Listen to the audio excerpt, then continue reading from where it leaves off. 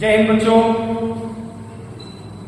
आज क्लास 10 का मैथ का chapter number 12 surface area and value का इंट्रोडक्शन लेकर आया हूं, जिसमें पहला जो हेडिंग है वो है आयतन। आयतन को इंग्लिश में बोलते हैं रेक्टेंगल।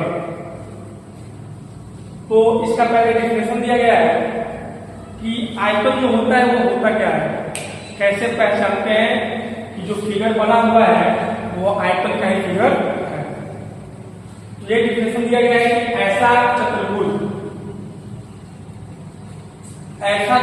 जिसकी चारों भुजाएं आपस में लंबवत होती हैं तथा सभी कोण आपस में समकोण होते हैं तथा आमने सामने की सभी भुजाएं बराबर होती है, आयत कहलाती है। इसलिए ऐसा चतुर्भुज पहले किसे कहते हैं, तो चार ओर से घिरी हुई आकृति को चतुर्भुज कहते हैं। जैसे तो कोई भी चार ओर से घिरी हुई आकृति होगी वह चतुर्भुज के अंतर्गत आएगी। तो चतुर्भुज तो एक होते नहीं है, चतुर्भुज होते हैं, आयत होते हैं, इस तरीके से बहुत चतुर्भुज है, रोमबस आ जाएंगे, हाँ इत्यादि बहुत चतुर्भुज है। लेकिन हम पहले चतुर्भुज में पढ़ेंगे आयत के बारे में। आयत होता क्या है, यही दिया है कि ऐसा चतुर्भुज जिसकी चारों भुजाएं आपस में क्या होती है, लंबवत होती है। यानी कि ये भुजाएं हैं ये आपस में क्या होंगी, लंबवत होंगी, एक दूसरे पर क्या होंगी, परपेंडिकुलर होंगी, ठीक है। तथा आमने सामने की जो भुजाएं होंगी, यानी इस जो भुजा है ये भुजा है वो ऊपर वाले भुजा का होगी समान होगी, तथा जो ये भुजा है इस भुजा की क्या होगी, समान होगी। तथा जो सभी कोण जो इसके होंगे वह क्या होंगे, समकोण होंगे। समकोण का मतलब होता है, समकोण का मतलब होता है सभी कोण कितने डिग्री होंगे, 90 डिग्री होंगे, वही आयत कहलाता। आगे समझे तो आयत हो गया। और आयत का जो है, अब इस सूत्र के बारे में सूत्र होता क्या है, तो आयत का क्षेत्रफल जो होता है उस क्षेत्रफल में एक जो बड़ा साइड होता है इसको हम लोग मानते हैं लंबाई। क्या मानते हैं, लंबाई। तथा जो छोटा इसका साइड होता है उसको बोलते हैं चौड़ाई, जिसको ब्रीथ भी बोलते हैं, वेट भी कहा जाता है और चौड़ाई भी कहा जाता है, चौड़ाई। तो आयत का क्षेत्रफल बराबर होता है लंबाई में चौड़ाई, यानी लंबाई जो दिया होगा उसमें चौड़ाई से कर देंगे, पूरा कर देंगे तो आयत का क्षेत्रफल निकल करके चला जाएगा। ये है लंबाई में चौड़ाई, जो लंबाई होगा उसमें क्या कर देंगे, चौड़ाई से पूरा कर देंगे, यानी L इंटू B होता है। उसके बाद होता है आयत का परिमाप। आयत का परिमाप किसे करते हैं, तो आयत का परिमाप जो होता है इसका हम सिंपल हम लिख सकते हैं 2 ब्रैकेट में L प्लस B, 2 ब्रैकेट में L प्लस B। सिंपल इसको क्या लिख सकते हैं, तो हिंदी में लिखा जाए तो L मतलब होता है लंबाई और B मतलब होता है चौड़ाई। यानी कि लंबाई और चौड़ाई को क्या कर दिया जाएगा, आपस में जोड़ दिया जाएगा तथा 2 से उसमें मल्टीप्लाई कर दिया जाएगा, तो जो है बन हो जाएगा, बन मतलब तैयार होगा आयत का परिमाप। हम यहाँ पर प्रूव करके दिखा देते हैं आयत का परिमाप होता कैसे है। जिसे मान लीजिए आप हम बता देते हैं, ये मान लीजिए इतना लंबा दिखाते हैं, कैसे मतलब होता है कि लंबाई और चौड़ाई को आपस में दो से गुणा करते हैं उसका क्षेत्रफल मतलब इसका परिमाप निकल जाता है। देखिए आप मान सकते हो हम कि देखा जाए तो परिमाप निकालने के लिए चारों भुजाओं का करते हैं आपस में जोड़ देते हैं। चारों भुजाओं को जोड़ देते हैं, परिमाप किसी का भी निकालना होता है तो साइड में एडिशन कर देते हैं, जोड़ देते हैं तो परिमाप निकल जाता है। तो मान लीजिए PQ प्लस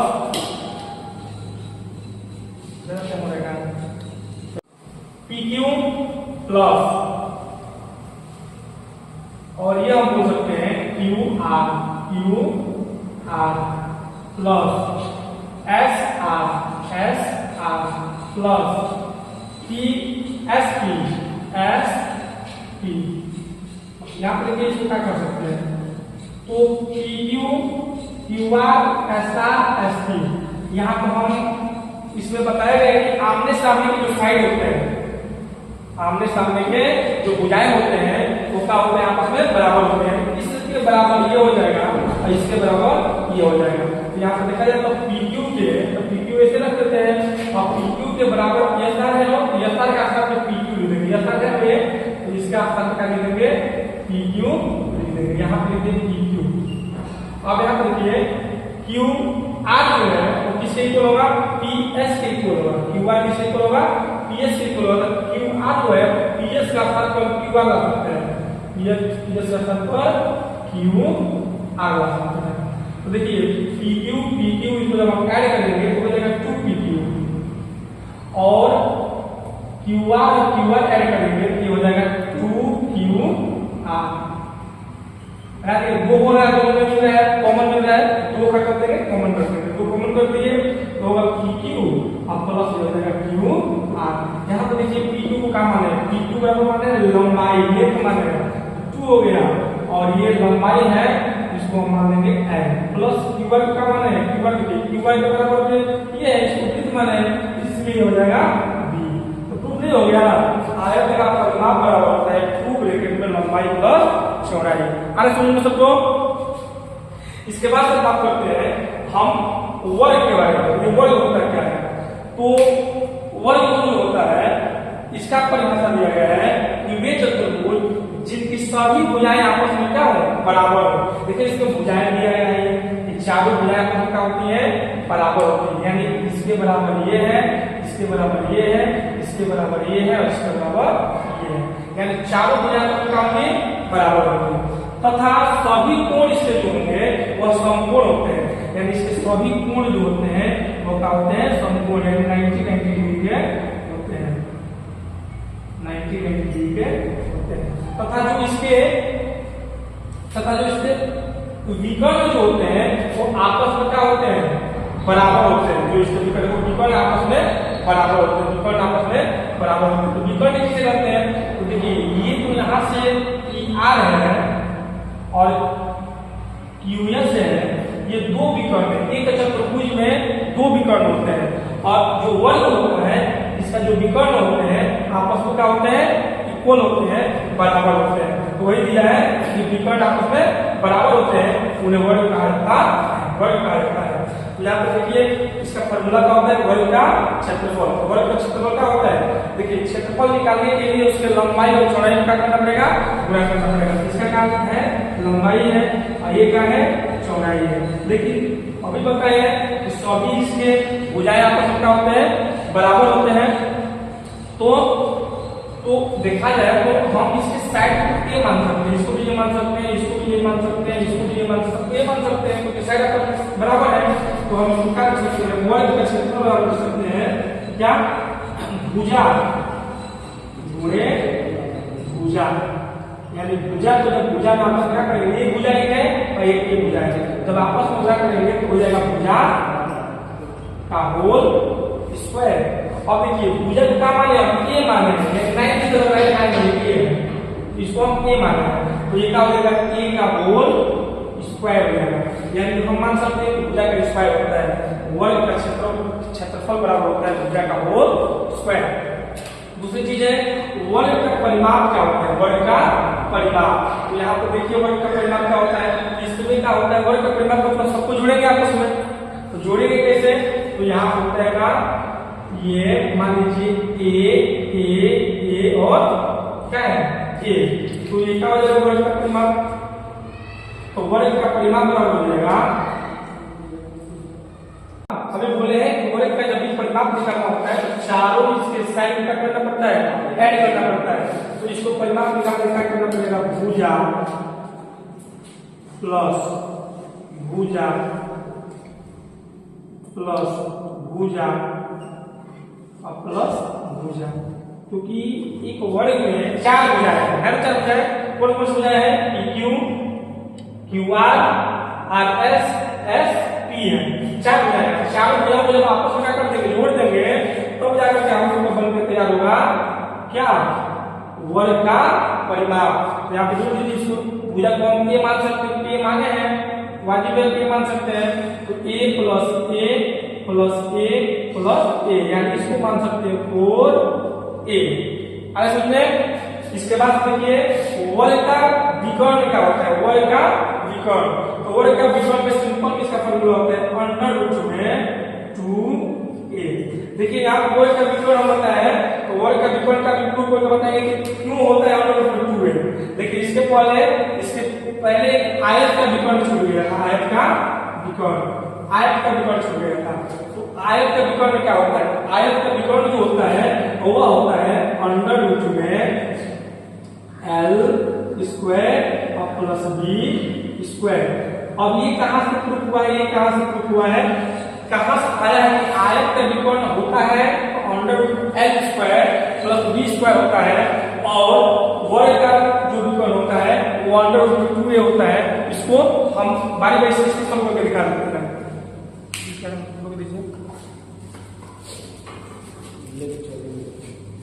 लेकिन चलिए ये तो आयत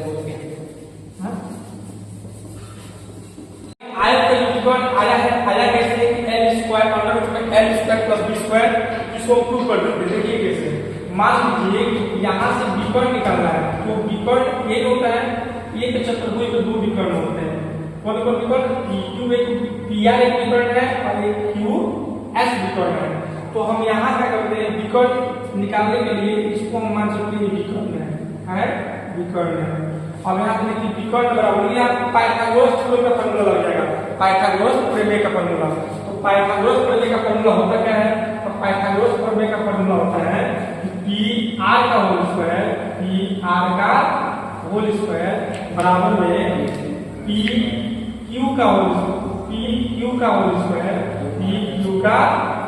स्क्वायर और प्लस QR का होल स्क्वायर। इसको हिंदी में बोल सकते हैं कर्ण का होल स्क्वायर। क्या बोल सकते हैं, कर्ण का होल स्क्वायर बराबर में लंब का होल स्क्वायर और प्लस आधार का होल स्क्वायर। यानी आप देख लीजिए कर्ण का होल स्क्वायर, अभी बता दिए कर्ण का होल स्क्वायर। कर्ण जो होता है यहाँ से देखा जाए तो कर्ण ही हमारा क्या है, विकर्ण है। ऐसे समझ में आपको पता होगा, ऐसे होता है राइट एंगल बनता है, ठीक है। तो राइट एंगल क्या होता है ABC।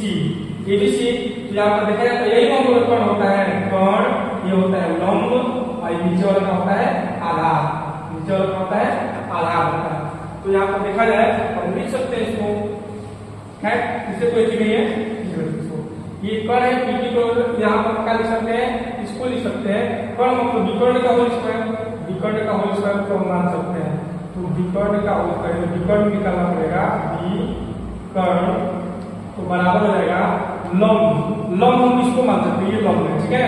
तो लंब हमारा हो जाएगा QR का होल स्क्वायर, QR का होल स्क्वायर को पहले इसको लिख लेंगे QR का होल स्क्वायर। QR का स्थान पर हम वृत्त मान सकते हैं, इसका सबसे लंबाई मान सकते हैं, ठीक है। तो इसको हम लिख सकते हैं क्या, इसका होल स्क्वायर हो गया और बराबर हम लिख सकते हैं लंबाई का होल स्क्वायर और प्लस चौड़ाई का होल स्क्वायर। वो लंबाई है और ये क्या है, चौड़ाई है, इसका होल स्क्वायर। तो विकर्ण बराबर क्या होगा, इसका जब स्क्वायर रूट को निकालेंगे तो स्क्वायर रूट विकर्ण नहीं हो जाएगा, क्या हो जाएगा, विकर्ण हो जाएगा, विकर्ण। अब इसका जब स्क्वायर रूट निकालेंगे तो इसका स्क्वायर रूट नहीं निकलेगा, निकलेगा कोई बात नहीं है, और नहीं निकलेगा तो इसको हम क्या कर सकते हैं l स्क्वायर और प्लस b स्क्वायर रख सकते हैं, l square plus b square विकर्ण होगा, आयत का विकर्ण। दूसरी चीज इसी तरीके से ये भी होता है, ठीक है। इसको भी हम निकालेंगे, वर्ग का विकर्ण क्या करेंगे, अभी यहाँ से वर्ग का विकर्ण निकालेंगे तो पाइथागोरस जब थ्योरम लगाएंगे तो ये हमारा क्या हो जाएगा a स्क्वायर और a स्क्वायर हो जाएगा 2a स्क्वायर। तो a स्क्वायर का तब निकल जाएगा वर्गमूल, तो 2a स्क्वायर का वर्गमूल नहीं निकलेगा। इसको भी दिखा देते हैं कैसे होगा। इससे मान लीजिए कि ये हो गया हमारा PQ यानी कि PR का होल स्क्वायर बराबर में PQ का होल स्क्वायर और प्लस QR का होल स्क्वायर, इसको हम मान लेते हैं विकर्ण है और इसको हम मान लेंगे क्या ये हमारा क्या होगा, लंबाई हो जाएगा, पी क्यू हमारा क्या हो जाएगा, लंबाई होगा, एल का होल स्क्वायर और प्लस उसको हम मान लेंगे क्यू आर को मान सकते हैं ब्रिज का होल स्क्वायर, यहाँ पर विकर्ण बराबर है इसका भी होल स्क्वायर मानेंगे, तो विकर्ण का होल स्क्वायर हो जाएगा, विकर्ण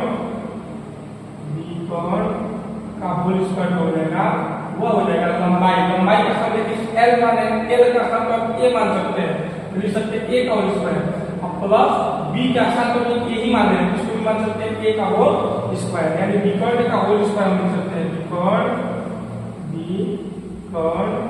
का होल स्क्वायर बराबर ए टू ए का होल स्क्वायर, इसका वर्गमूल निकालेंगे, जब इसका वर्गमूल निकालेंगे तो क्या हो जाएगा, विकर्ण हो जाएगा, विकर्ण और बराबर हो जाएगा टू ए अंडर रूट में चला जाएगा, क्योंकि इसका टू का जो स्क्वायर रूट निकालते हैं तो अंडर रूट में चला जाता है, ए स्क्वायर का क्या होता है, ए स्क्वायर का वर्गमूल जो निकलता है वो ए निकलता है, इसीलिए हो जाएगा विकर्ण बराबर हो जाएगा अंडर रूट में 2 सॉल्व।